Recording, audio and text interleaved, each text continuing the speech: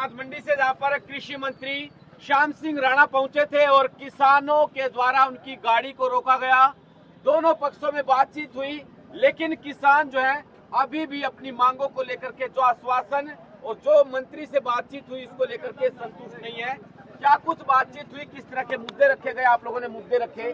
सरकार का दावा है कि भाई चोरी नहीं होने दी जाएगी और जो बाहर से दूसरी स्टेटों से गेहूं और धान आते हैं उनकी चोरी रोकने के लिए बहुत सारी चीजें हैं जो उनमें बदलाव किया गया है।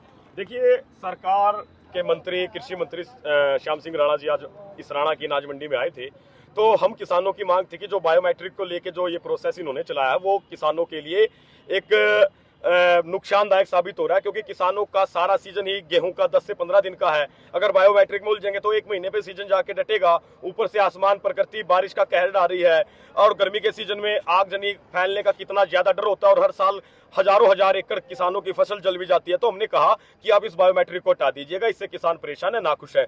तो मंत्री जी ने कहा कि भाई ये तो मंडी में चोरी रोकने के लिए हम लेके आए हैं।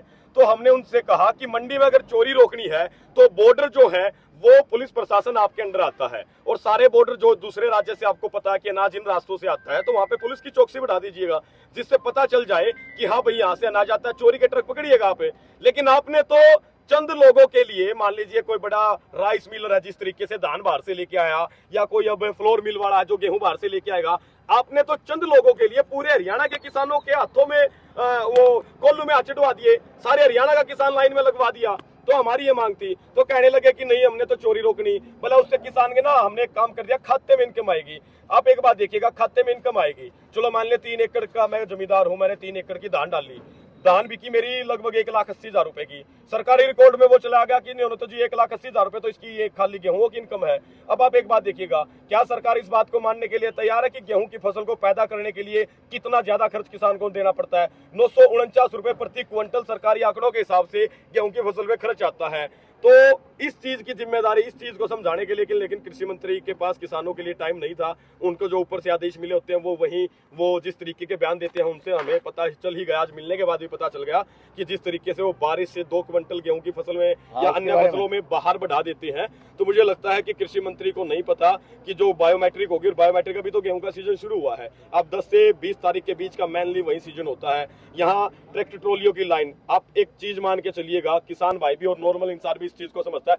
5 मिनट अगर मान लीजिए हम इस प्रोसेस में लगाते हैं, भाई गेट पास कटा, ट्रैक्टर का फोटो हुआ, अपना सारा सब कुछ, तो 1 घंटे में 12 कटे, 12 घंटे मशीन चलती है तो कितना हुआ? 12 144 है। एक दिन में 144 व्यक्तियों का, चलो मोटा मोटा हम 200 मान लें, एक मशीन 1 घंटे में 2 एकड़ के गेहूं काटती है। तो आप सोच के चलिएगा कि एक गांव में लगभग 10 मशीनें चली हुई हैं, तो क्या 2 गांव की भी अनाज को मंडी में जगह मिलेगी? और दूसरी बात, ना उठान टाइम पे होगा। अभी तो इनके पास बारदाना भी कमी भी चल रही है ये, लेकिन मंत्री जी ने हमारी बात नहीं सुनी। मंत्री जी ने हमें सिर्फ एक झूठा आश्वासन, नहीं जी हमने तो चोरी रोकनी है, तो चोरी रोकनी है तो बॉर्डरों पे पुलिस को बिठाओ। आप कहते हो हरियाणा की पुलिस बड़ी मजबूत है, होम मिनिस्ट्री आपके अंडर है, अगर आपसे नहीं संभल रहा तो 2 महीने के लिए सत्ता में किसी और लोगों को बिठा दो ताकि वो बॉर्डरों को संभाल ले।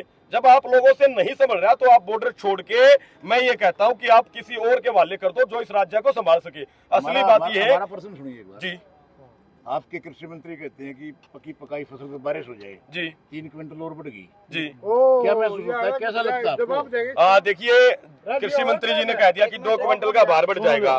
आप एक चीज देखिएगा कि मान लीजिए आज गेहूं के टाइम पे बारिश होने लग रही है, मॉइस्चर की लिमिट 12% है। अब सबकी गेहूं की फसलों में 16, 20% मॉइस्चर इन्होंने दिखा दिया। इनकी मशीनों का कैलिब्रेशन नहीं हुआ। इन्होंने आज तक अपनी मशीनों का कभी भी किसानों के सामने या किसान संगठनों के सामने कैलिब्रेशन नहीं करवाया। तो इनकी एक मशीन दिखा रही है 12 मॉइस्चर, एक दिखा रही है 16 और एक दिखा रही है 20। तो उसकी जिम्मेदारी भी मुझे लगता है कि सारी किसानों की है। सरकार की नजरों में आज खेती एक ऐसा धंधा होगा जिससे सरकार को लगता है कि ये कोई ऐसा 2 नंबर का एक इलीगल चीज ला के बेच रहे हैं जो बैन है। हम कोई अफीम की खेती नहीं कर रहे, हम गेहूं की खेती कर रहे हैं। वो गेहूं जो पूरे देश का पेट भरने का काम करता है। 1960 का दौर था जब अमेरिका से गेहूं आता था, वो लाल गेहूं जो पशुओं के लिए नहीं डाला जाता था, वो गेहूं यहाँ के लोगों को खिलाया जाता था। लेकिन जब इस देश में खास तौर पर, विशेष तौर पर हरियाणा और पंजाब ने जो मेहनत करके इस देश को पेट भरने का काम किया है और हरित क्रांति लेके आए हैं, तो उसकी बदौलत आज हरियाणा के किसानों को बर्बाद करने का काम और पंजाब के किसानों को बर्बाद करने का काम ये सरकारें मिलकर कर रही हैं।